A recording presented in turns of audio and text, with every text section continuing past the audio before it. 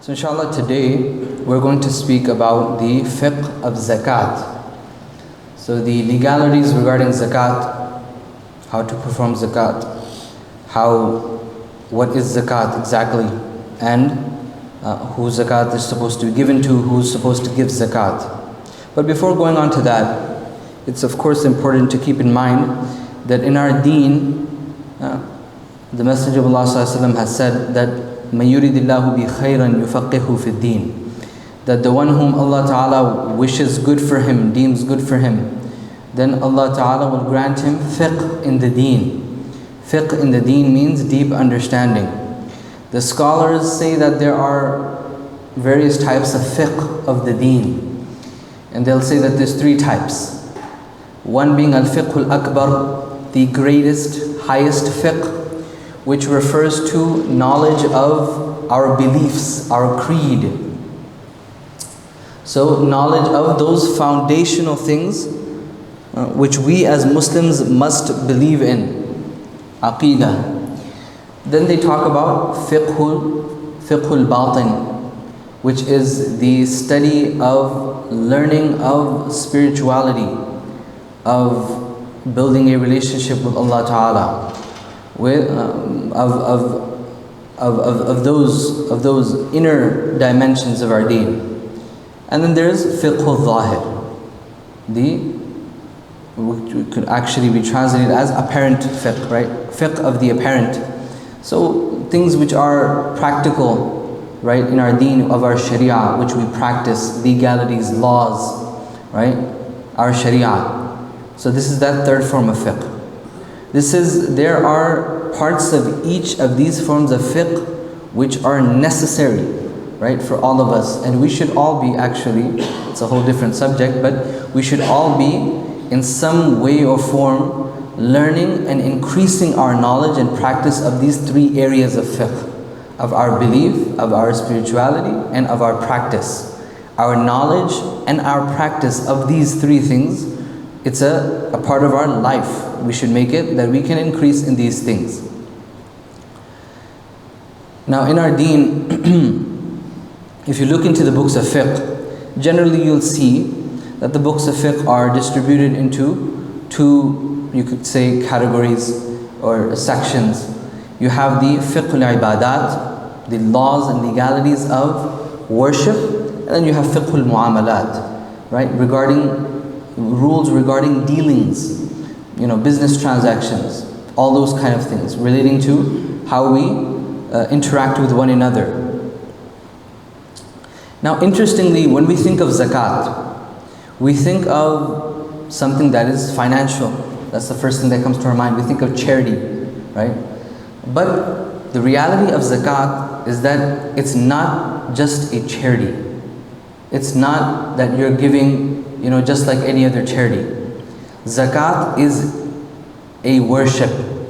That's why in the books of fiqh, it comes in the chapters of ibadat. So along with prayer, along with hajj, along with fasting, you have zakat.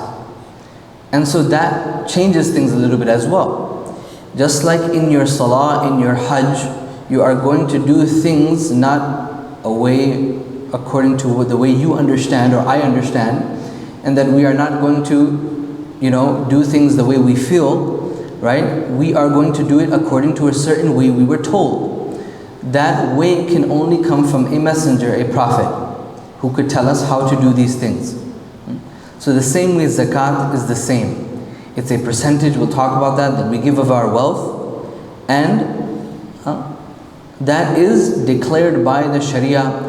Not above nor underneath that amount can a person give with the intention of zakat. Just like a person cannot perform 2 rakats of fajr one day and then the next day they say, well, I'm feeling very strong, let me perform 4 rakats. No, it doesn't work. So the same way that zakat and its rulings are very simple, very concrete, in the way that the Messenger of Allah ﷺ, the ulama have taught us in the Sharia. Now, in the month of Ramadan, generally we tend to, most of the time it's a practice, and it's a good practice, there's nothing wrong with it, it's a good practice actually. Why not pay the zakat, which is an obligation in the month of Ramadan? when we know we get another benefit of that, which is that the Messenger of Allah ﷺ said, any obligation fulfilled within this month is multiplied 70 times. So it's a practice that many of us, we perform, that we give our zakat in the month of Ramadan. Now if you look at the ayat regarding fasting in Surah Al-Baqarah, when Allah Ta'ala speaks about fasting, He speaks about Ramadan. After that, there's an ayah that comes that Allah Ta'ala says, لا تأكلوا أموالكم بينكم بالباطل, that don't consume your wealth with not the right to do so, referring to the wrong way that wealth may be spread amongst mankind, right? So when wealth is not distributed justly, when wealth is not doesn't flow the way that Deen says that wealth should flow amongst society in this way. So zakat mentioned after fasting, after all these things of our Ramadan and all these things, Allah Ta'ala mentions matters of our wealth as well. Of our wealth as well. And there's a reason for that. Right? There's a reason for that. After we go into the legalities, maybe we'll try to read from Imam Zayd Sharief a little bit as well, regarding the spiritual benefits and etiquettes of giving zakat. That one of the wisdoms behind giving zakat is what? If you connect it to Tawheed, is that our Tawheed is what? We believe in Allah Ta'ala and we do not assign a partner to Him. What that means is that Allah's rights above us, in fulfilling those rights, we do not fall short, and we do not, within those rights, assign rights to other beings and other people. What that means is that the way we are going to uphold the Tawheed of Allah, it only belongs to Him. The way we love Allah, that love only belongs to Him. So we are tested with those things which we love. And Allah Ta'ala said, wealth is what? تُحِبُّونَ الْمَالِ. You love wealth. حُبًّا جَمًّا. Right? Immensely. You love wealth immensely. But that wealth, right? One thing is to assign a partner, وَلَعَيَذُ بِاللَّهِ, to Allah, an open partner. We don't do that. But one thing is like when a person performs a good action, but then he shows off. It's known as what? Ash-shirkul khafi. A lighter form of shirk. Right? Because there's something, the equation was supposed to be what? Allah, slave, nothing in between. Something came in between. So in the love that is between Allah and slave, there's nothing supposed to be in between. So what Allah Ta'ala says, the love you have for wealth, dunya, now we are going to teach you also how to purify your love from those things so that you can only assign it to us. Now going into zakat. What is zakat? So when it comes to all of these worships that we do, all of these things, siyam, salah, zakat, there is a linguistic meaning to these words. So for example, siyam, you can derive a linguistic meaning besides the terminology which the Sharia has given us, salah as well. For example, what does salah actually mean? What does it come from? It comes from the same word, salawat, which means what? It actually means to burn, or it actually means to enter fire. Allah Ta'ala uses the same word when Allah Ta'ala uses the same verb or the same three letters in the Quran when Allah Ta'ala speaks about the disbelievers entering Jahannam, yaslawnaha, that they will burn in it, they will enter it. So salah actually comes from that root. But what it means on this scale, salah, is that it's that tool and that thing that the human being uses to distance himself from the fire. So that's a linguistic meaning. But the Sharia says, what is salah? What the Prophet ﷺ told us. You raise your hands, you have takbirah, you have the arkan, you have all these things. That's what salah is. And then the shurut and all the conditions, everything that comes with it. Zakat, as we know, we've probably heard, it's purity of your wealth. Right? It comes from the linguistic meaning, tazkiyah as well comes, purification, to purify. Right? So one of the linguistic meanings is purity. One of it is growth. Zakah zar'u. It means when the plants, they grow. It also means for blessings to come in. The beauty of the Islamic meaning is that all of these things come in zakah. When a person performs his zakah, he purifies his wealth. His wealth will grow and there will be blessings that will be placed in his wealth. Now in the law, how did scholars define zakat? They say it is هي تمليك بعض مال جزما عينه الشارع لفقير مسلم لله تعالى. To give a fixed amount of specified wealth to a needy Muslim for the sake of Allah Ta'ala. Now let's break this down a little bit. Tamliku, right? Which is to give ownership of something to another person. So I give this wealth to this person, which, thereafter I am no longer the owner, and this person is the owner of this wealth, of this house, or whatever this item is. Then ba'di malin, right? Some of wealth, a specific amount and a specific form of wealth, not any wealth. And this is something which the Shari'ah, Allah could refer to Allah Ta'ala or His Rasul Sallallahu Alaihi Wasallam, who both have the right to legislation, they have specified it be given to the needy and the Muslim needy person for the sake of Allah Ta'ala. And so where is zakat, the obligation of zakat established from? In the Quran, Allah Ta'ala says, "Aqimus salah wa atuz zakah."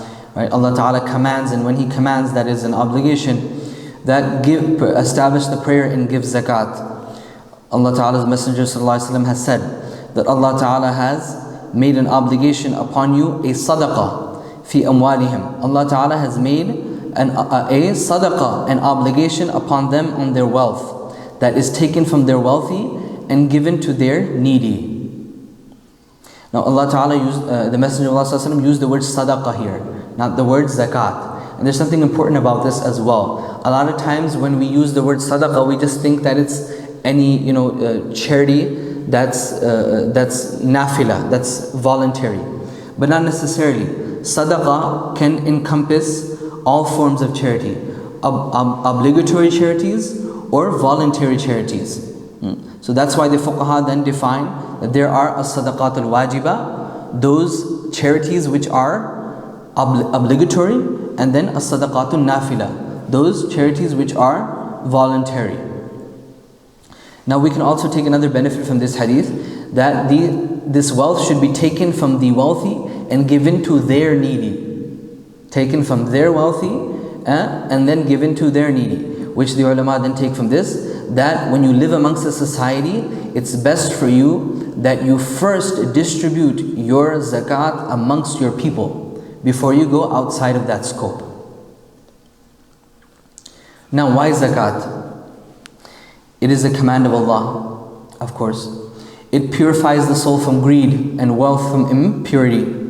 It promotes circulation of wealth. It is the right of the needy. It reduces inequality in amount of wealth between the rich and the poor. We know that, for example, historically speaking, if you look at the time of Umar bin Abdul Aziz, that there was times where the zakat was given so properly that the needy became so wealthy that there was no one to actually take zakat. That there was no one actually to take zakat. No one actually needed zakat. These are the blessings of zakat. In the Quran, Allah Ta'ala speaks about the virtue of zakat as well as the warning of those who don't give zakat. Regarding the virtue, those who spend their wealth, الَّذِينَ يُنْفِقُونَ أَمْوَالَهُمْ بِاللَّيْلِ وَالنَّهَارِ, by the night and by the day, secretly and publicly, سِرًّا وَعَلَانِيَةً فَلَهُمْ أَجْرُهُمْ, they will have their reward with their Lord, and no fear will there be concerning them, nor will they grieve. Allah Ta'ala says that in another ayah, that regarding the warning, that and those who hoard gold and silver, referring to those people who don't give zakat, and they keep this, that give them the tidings of a painful punishment.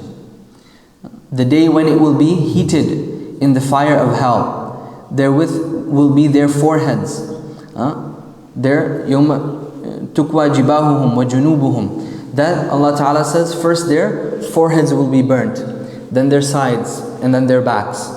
Why? Because when a person is asked to give zakat, first they're asked in front of their face. And then if a person doesn't want to give their zakat, the sign of that will show on their face. So Allah Ta'ala will first discipline that spot. Then what does the person do? They turn away. So Allah Ta'ala will then what? Burn their side. And then they walk away. So then Allah Ta'ala will burn their back, referring to those people who denied to give zakat.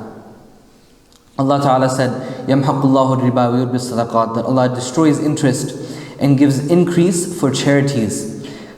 Gives increase for charities. Right? And so this is important, right? The increase which is being referred to over here isn't necessarily in the dunya.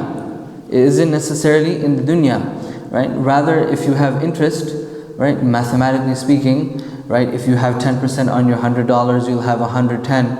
And if you give zakat, if you give your charity, you will lose money. That number will become smaller. So then what is Allah Ta'ala referring to here? Right? What's the benefit of wealth? What is the benefit of wealth? That we use it for our needs and that it gives us comfort. Right? People who take interest in people who are money, and they don't give their charity, Allah Ta'ala will show them in this world that they will have their money, but it won't give them comfort. And those people who give their zakat, they give their charity, even if they have little, Allah Ta'ala will give them comfort in this world and the hereafter. Now as for the conditions of zakat, that who is zakat obliged upon? So the scholars say that it's obliged upon firstly a Muslim.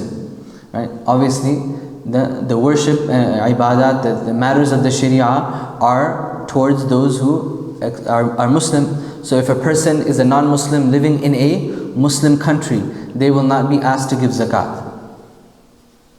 What is obliged upon the non-Muslim first? To accept Islam. Then they will pay, and then they will pay their zakat and perform their salah. So the Muslim. Then the adult. So an adult within the sharia is one who is baligh, he is above the age of puberty, whether that be above the age of 15 or through the other through bulugh, that at their young age they hit puberty. So this means that on children zakat is not an obligation. So the scholars, they speak about this and they'll mention issues. For example, that what if a parent has a trust fund for their child? What if they are saving money for their child is not of the age? So on that wealth, right, as long as they have done proper tamliq, which means they tell their child that I have a saving for you. Perhaps it may not be wise to tell them how much, because then they'll start planning already what sports car they're going to get. So you tell them at least that there is wealth for you that I have saved. Now because the wealth is for that child, and it's in the ownership of that child, even if the parent may be responsible of it, right? The zakat will not be obliged on that wealth. Now once that child will hit puberty, by the, even if they're 15, in America might still be considered a teenager, a child. However, in the sharia, they are obliged to pay zakat. So then upon that wealth, zakat will have to be given. Now if parents have a trust fund for their children, right? Their child is 16 years old. Maybe the child is in school, doesn't have the money to pay the zakat. So the parent can pay on behalf of that child, that 16-year-old, their zakat. Other issues regarding the conditions for zakat is that a person has to be aqil. The person has to be sane. So if a person at some time in their age, because of a mental illness, perhaps they become old and they have a mental illness which within the sharia makes them dysfunctional, right? By which the sharia will deem them to be either majnoon or ma'tooh, forms and terms that they give for those who are marfu' al-qalam, those people who the pen is no longer writing for them, and that the sharia is not really obliged upon them. The karam katibin are not writing their actions. that this person, for example, an old person who becomes dysfunctional because of such a mental illness perhaps, then he may not have to give his zakat. If a person is, from early on, from their beginning of their life, they are majnoon, they are, by the Sharia, they're deemed that they are not sane, then they do not have to give zakat. Nor does anyone have to give zakat on their behalf. Nor does anyone have to give zakat on their behalf. The owner and the possessor of the wealth must have the equivalent of the nisab. And we'll speak about exactly what that is after, what nisab is and what that is, how much that is. But they have to possess the nisab. And then they have to possess the nisab amount after a lunar year. So before we go on to what it means to possess the nisab for a lunar year, the nisab is an amount which the Messenger of Allah ﷺ has told us that it is the threshold. If a person owns this amount, then they are obliged to give zakat. For example, 20 dinars or 200 dirhams. The equivalent in gold in grams would be, if you own 87.48 grams of gold, or 612.36 grams in silver, or its equivalent cash. So if a person owns this, right, then the moment that they own this, they are obliged to give zakat. For example, a person just starts working, they get their paycheck, right, and then they gain the amount of the nisab. Then after that moment, then they are obliged to pay zakat. And that is when their lunar year of zakat will start. For example, for converts, many of times, it's actually quite easy for them to know the exact day they have to pay zakat. Because if they already own the amount, then the day they accept Islam is the day that zakat becomes obliged upon them. Now, this amount of gold, could be approximately equivalent to around $5,300. In silver, it's around $300 to $400. Right? So, if a person, again, owns any of these amounts, then technically they would have to pay zakat. Now, there's a big difference between $5,300 and $300 or $400, right? So this is why the scholars say, although generally in the past, a lot of times the fatwa would be given on silver, that if you own the silver amount, right, equivalent to the silver amount of nisab, that you would pay zakat. Nowadays, because there's such a big gap, a lot of scholars will say that maybe choose the gold amount. What's the reason behind this? It's actually not to necessarily make it easy, but what's the point? That zakat is supposed to make things easy for the poor. Now, a person who owns $500 maybe, that person's not rich. But according to the threshold of silver, they'll have to pay zakat. So things might actually become more difficult for them, right? So for this reason, and then other matters like udhiyah, the sacrifice, things like that, they would have to give. If they want to give, they can, right? So for example, a person owns $3,000. That's between $5,300 or $300 and $400. So if they own an amount between that, 3,000 or 4,000, then maybe actually they should give zakat, and of the 2.5% of that amount, and it won't be actually a lot. So this is the nisab. Now there's two types of nisab. One is that the nisab wujub zakat, the nisab of wujub or nisab mujib, which is known as when you own this amount, then that amount makes zakat obligatory upon you. Right? So you start working, or you own this amount, right? Or for example, we were talking about kids earlier. A child who's 17 years old collects ED, collects money over years. Right? That money is over $5,300. They have to pay zakat. They have to pay zakat. So they collect this amount, then they have to pay zakat. Now, this amount, then when they own this amount, then from that date on, then it will be one lunar year after, they would have to pay the zakat. So we're not going by the Gregorian calendar, but by the Islamic lunar calendar.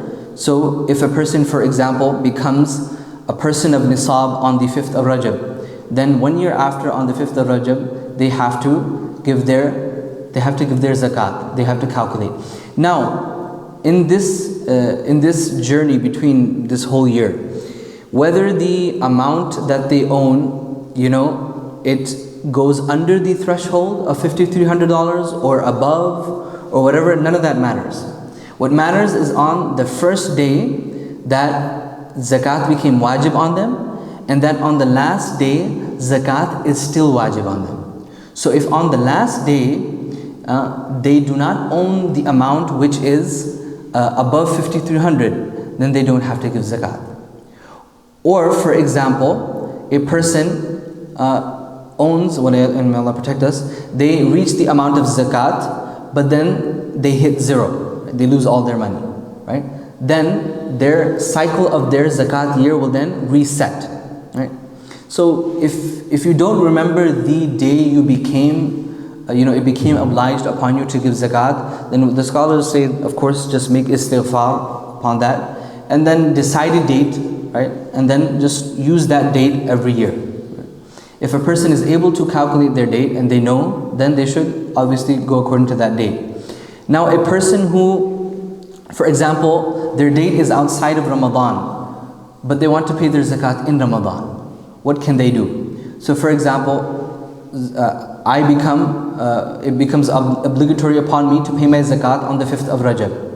I can pay just a few months after my zakat, early in the month of Ramadan, so then I can start a new cycle, and then it will be from Ramadan to Ramadan. My cycle of zakat will then be from Ramadan to Ramadan. So this is regarding the Nisab and regarding the lunar year. Now I mentioned earlier that there's this, again, the Nisab, this amount that zakat becomes obliged upon you. Then there's an amount by which you become, you are not eligible to accept zakat.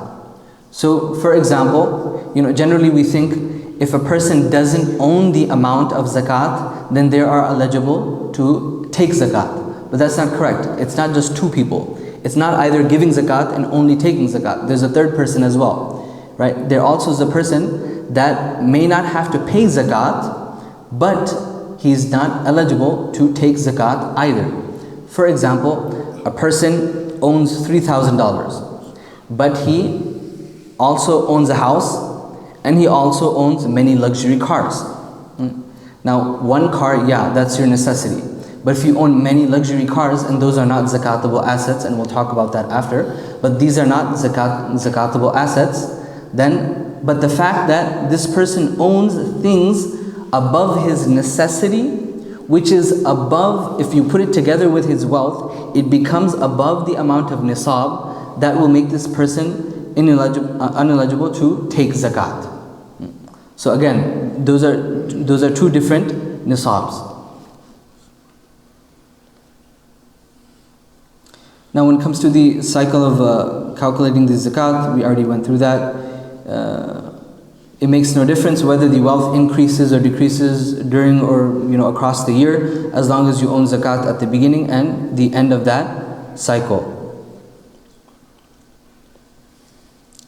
Zakatable assets. Now what are the assets that a person will give zakat on? So gold and silver, cash, business stocks, agricultural produce, and animals and livestock. Now when it comes to the agriculture and the farming, for the most part it's less common, as well as the animals and livestock, and the calculations and everything regarding that is quite different, so we won't go into that. However, we'll go into the gold, silver, cash, and the business stock. Now when it comes to the cash, it's very simple. When a person owns an amount that is equivalent to the zakat nisab, then they will pay 2.5% off of that amount.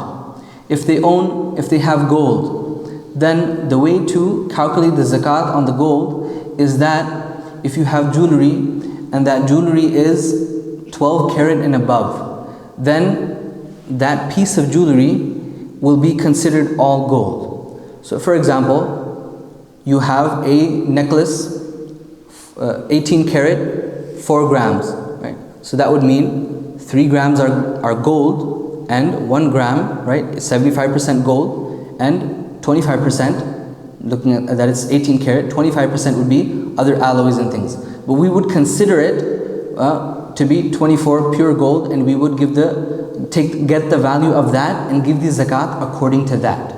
We would give the zakat according to that. If the gold has other things on it, like other diamonds, because diamonds and precious gems and stones are not zakatable. In the Sharia, they're considered rocks, so they're not zakatable.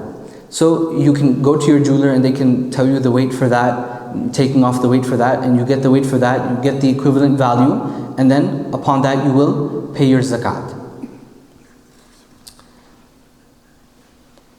When it comes to the non-zakatable items, then jewelry besides gold and silver, so you have, we mentioned before, the gems, all these kinds of gems, diamonds and rubies and things like that. Your cars and all those vehicles that you are using, properties that you own, properties on lease, household appliances, electric appliances. So the point is, there's a concept known as al-hawa'ij al-asliyah, that things you use as your necessity. Now a person may own $1 million house, right? One may say that's not a necessity, but the fact that it's their house, it's their residence, that's what the Sharia is speaking about. So your residence, whether it's $1 million or above that doesn't matter. If this is your residence, then you are not going to pay zakat on that.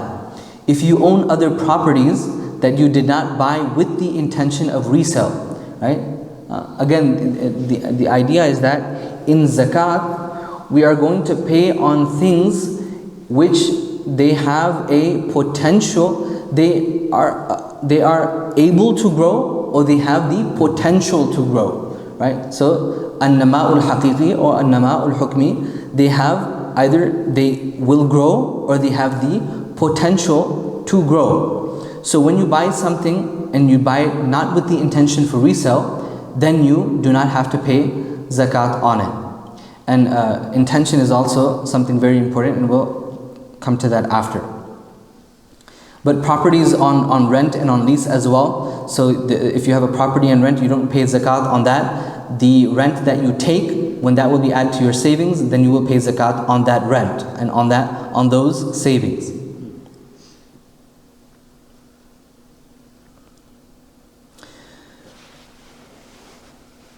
So when it comes to business stock, commodities refer to those items purchased with the intention of resale. So businessmen who have merchandise, for example, let's just say a Muslim owns a great halal Walmart, no haram items in it, everything's in it halal, and they own this Walmart. Then after on the lunar year, on their date of zakat, they will have to pay their zakat on all that merchandise which is in their possession. Now, that zakat can be paid in cash, or for people who are businessmen, it can be easy for them as well if they have groceries, that they can give the groceries. So 2.5%, in the form of groceries, they can give also in zakat, like of food and of other items. It can be given in any valuable form. But it is compulsory upon merchandise and upon business stock. If you are selling according to retail price, then you will also give the zakat according to retail price. If you are selling according to wholesale price, then you will give the zakat according to wholesale price. If a person now owns gold, silver, and a mix of all of these things, then they simply pay a 2.5% of zakat on all those things. Now in business, if a person has a partnership and they're a shareholder, then they will simply pay the zakat on the value of their share. There are also common other transactions. For example, down payments. Down payments are not subject to zakat. Money deposited for safe giving. So you give someone, or a bank or something, obviously a bank, but if you give someone zakat money, that hold on to this money which is above the nisab of zakat, then that money you will have to pay zakat upon. Now when it comes to debts, there are different forms of debts. And so one is that a person gives a loan. If a person gives a loan, then if the loan that they give is above the amount of the nisab, then they will have to pay zakat on that loan. The person who takes the loan, obviously, he will deduct that from his zakat, and we'll talk about that after.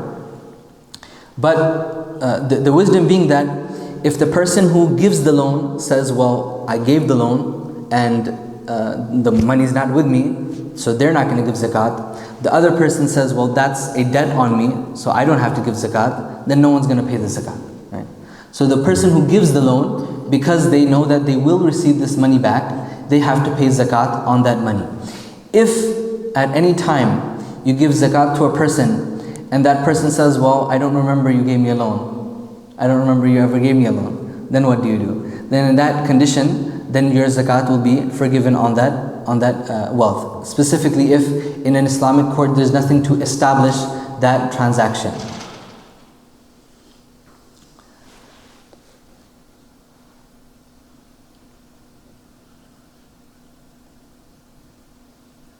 When it comes to now debts which are liabilities, so when a person takes a loan. Now, an important concept to know is that loans now, in our time now, are very different from loans in the past. People took loans and borrowed money in the past when they really needed to. Now everyone's living on a loan. So the lifestyle has changed a lot. Obviously the economy has changed a lot. Mainly the lifestyle has changed a lot. Right? So in the past, if you had a debt and that debt was enough that it would bring you underneath the nisab, then you would not pay zakat.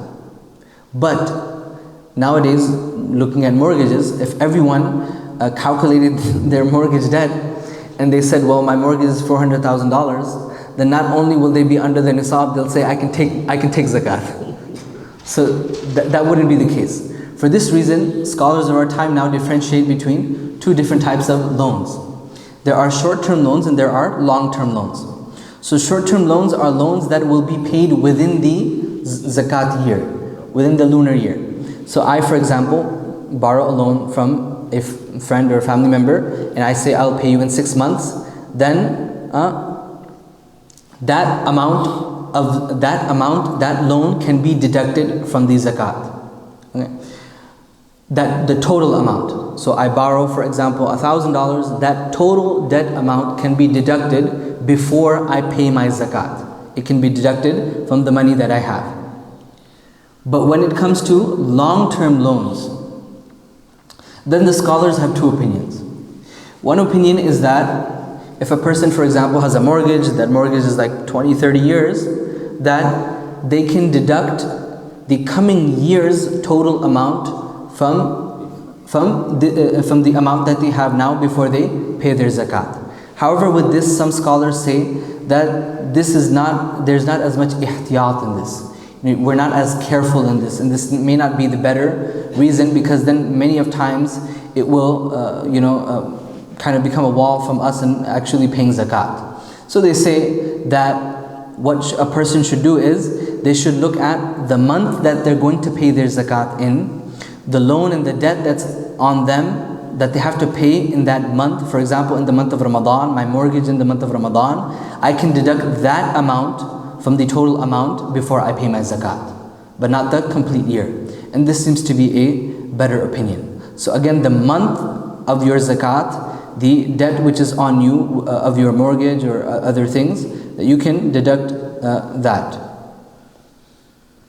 Now, besides the mortgage, there are other deductibles as well. For example, goods purchased on credit cards. So for businessmen, goods that they purchase on credit, they can deduct that from their total amount before paying the zakat. If you're again an owner of a business, then the outstanding salaries that you have to pay to your perhaps in the month of your zakat to those working underneath you, you can deduct that as well.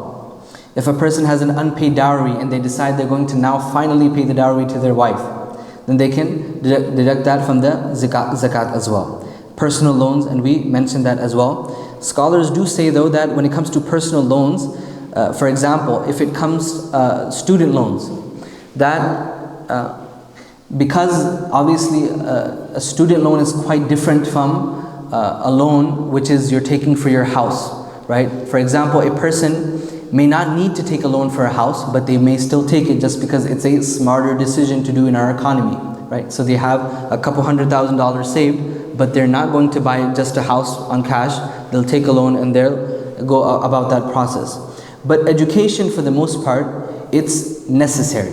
Education, the scholars deem it, education is necessary to live a life, and to prosper. Education is necessary. So a student who is not wasting his money in other things, they're not taking out a Mercedes and they're not living in a very fancy apartment, they're actually living within their boundaries and they want to pay off their debt and they're very serious about this. Then some scholars, they give this opinion that they can then deduct the total amount of their student loan from their amount, which perhaps may even make them zakat eligible. And so scholars do say that students in some conditions then may be eligible to take zakat. But of course this depends on every case and every scenario. So I definitely recommend, if you are a student, that you go in, before you actually do anything about this, go and consult a scholar about your specific case. So outstanding basic living expenses in the month that you're going to pay your zakat, you have your utility bills and other things like that, you can deduct that as well. However, not future purchases. So for example, you know that you're going to go for Hajj. You cannot deduct that. That's a future transaction, a future purchase. You cannot deduct that from today's zakat. Zakat will not be paid on business assets. So if a person is an owner of a business, right, and so the machinery within that business, zakat will not be paid on that. Furniture within that business, zakat will not be paid on that. However, current assets like cash, stock in trade and receivables, those are all zakatable. When it comes to pension schemes, there is also zakat on pension schemes. For example, personal pension schemes, also more known as like the 401k, there is zakat on that. Now the better way on how to pay that zakat then, the scholars say, is that to pay on the complete amount. To pay on the complete amount of the 401k. One may say, but there could also be a penalty or a tax. Well, if you're not paying the penalty and you're not paying the tax, then you should be paying it on the full amount of the 401k. And that is of course, a invested, I think that's what they call it, invested 401ks. Those are not zakatable. You don't have to pay zakat on invested 401ks, but vested 401ks that transfer with you, those are zakatable. You have to pay zakat on those. We did mention earlier that the condition of tamliq. So in zakat, it's very important that the zakat be given to the needy and poor person. So for example, I heard once of some people that when the needy would come to them, they would say that show us your bills or your those debts that are on you, and then we'll pay those for you. But this would be incorrect, right? The responsibility of the person who gives the zakat is that they give it to those who are needy. They give it to those who are eligible for zakat. Who are the recipients of zakat? Allah Ta'ala says, إِنَّمَا الصَّدَقَاتُ لِلْفُقَرَاءِ وَالْمَسَاكِينِ وَالْعَامِلِينَ عَلَيْهَا وَالْمُؤَلَّفَةِ قُلُوبُهُمْ وَفِي الرِّقَابِ وَالْغَارِمِينَ وَفِي سَبِيلِ اللَّهِ وَابْنِ السَّبِيلِ. That it is for the poor and needy, those who do not again own any zakat able assets nor surplus assets beyond their personal assets that equal the nisab. We explained that already before. Those the debtors, so those individuals whose liabilities exceed their zakatable and surplus assets, we mentioned that as well. Travelers, however, the condition of this has changed.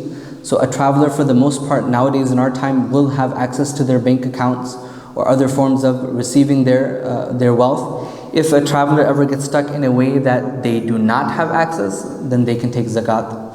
So in the past, for example, a traveler may have been wealthy within their household, But then when they were traveling, they came to an area they didn't have access to their wealth, so they are able to take zakat. Fi sabilillah, in the path of Allah, not referring to just any thing done in the path of Allah, but al-jihad fi sabilillah in specific, for the mujahideen who fight in the path of Allah. And al-mu'allafa qulubuhum, that is something specific in the seerah, we won't go into that. Or these zakat collectors, so those people who work to collect these zakat. Now this does not, the scholars say, this does not refer to those working in organizations.